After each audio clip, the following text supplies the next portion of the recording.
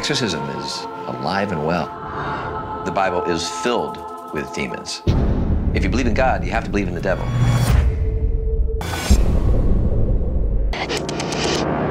In the fire.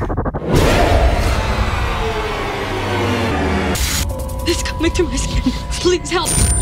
Du warst ja vorher schon ein Fan von Eli Roth und hast auch die Filme gesehen. Hast du dich da nicht gewundert, dass bei deinem Film jetzt eigentlich verhältnismäßig wenig Blut und ich sag mal auch Brüste zu sehen waren? Das hat mich total, also Brüste habe ich gar nicht drüber nachgedacht, das stimmt.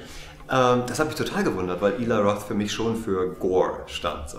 Und als ich dann das Drehbuch gelesen habe, habe ich immer gewartet, dass jetzt gleich die große Blutzeremonie kommt. Yeah, I think everyone is. And I was reading it thinking, well, they asked me to read this, there's got to be that. Und es kam nicht. Und witzigerweise jetzt, wo ich Eli kenne, überrascht mich das überhaupt nicht mehr. Weil er eigentlich ein sehr intelligenter, subtiler Mensch ist.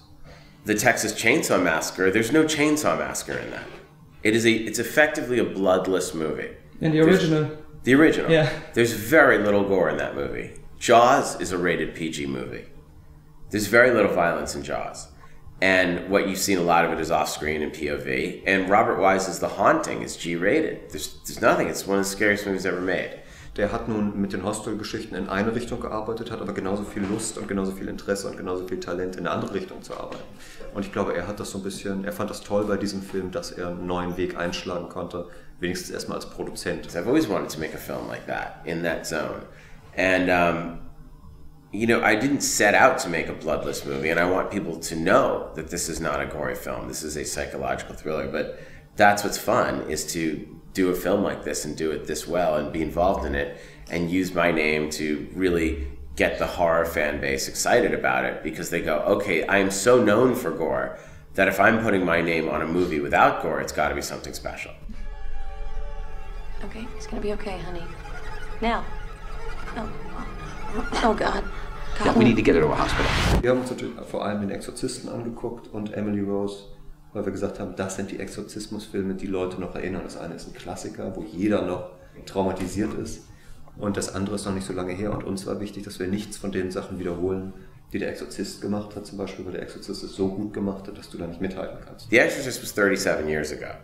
And look at vampires. What started with, you know, Dracula and Karl Dreier's Vampire and Nosferatu, today is Twilight and True Blood and the Vampire Diaries. People can't get enough.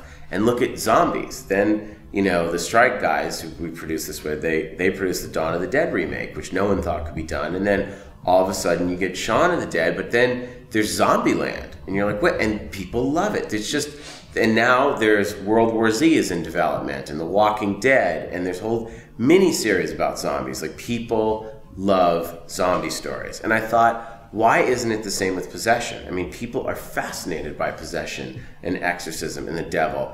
And it is true that what we say in the film, that exorcism today is bigger than it's ever been. There are more exorcists on staff in the Vatican in 2010 than there were even 3 years ago. So I think that, you know, it's time for an update, for a different version. I mean, the thing is, you will never be scarier than The Exorcist. You just will not.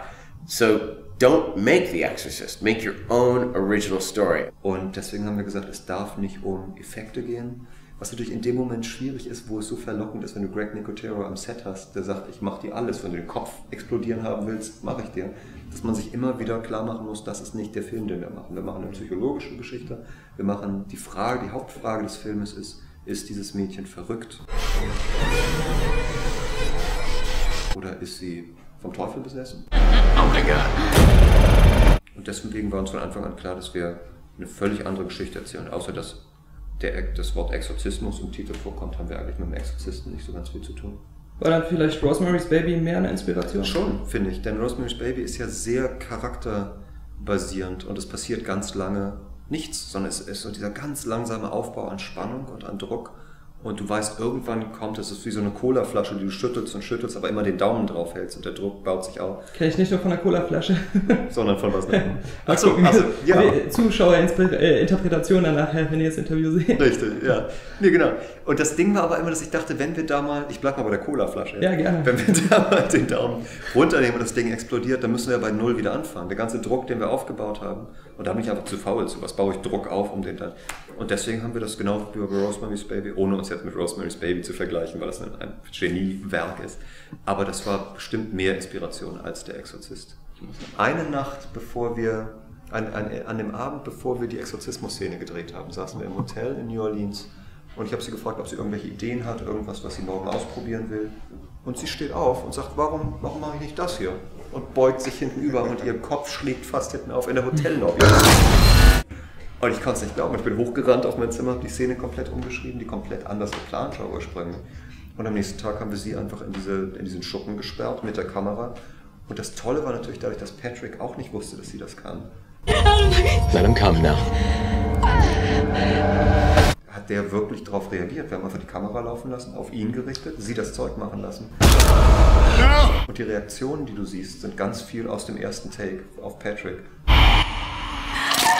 Und das sind so subtile Sachen, die du, glaube ich, nicht, die du anders nicht hinkriegen würdest. Und das war natürlich toll.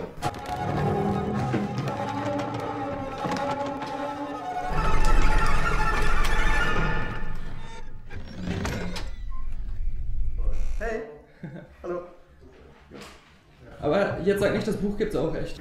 Das Exorzismus-Buch. Nein, das Buch gibt es echt bei mir zu Hause auf meinem Schreibtisch. Also, okay. Aber nee, das haben wir gebastelt natürlich. Genau. Aber sonst ist, und wir hatten einen Exorzisten am Set, der uns die ganze Zeit begleitet hat. Und das Spannende an dem war, letzter Satz dazu, war, dass dadurch, dass das sein Beruf war, der hat darüber geredet, als wenn es völlig normal ist, als wenn er bei der Sparkasse arbeitet. Der sagt, nee, morgens gehe ich zur Arbeit, dann kämpfe ich mit dem Teufel und abends gehe ich wieder nach Hause. Das war für den überhaupt kein großes, aufregendes Spektakel. Und das war schon spannend, den dabei zu haben und so ein bisschen zu beraten. Are you okay? Oh my God. I've actually gotten more used to it, but I can't look at real violence. It's too upsetting.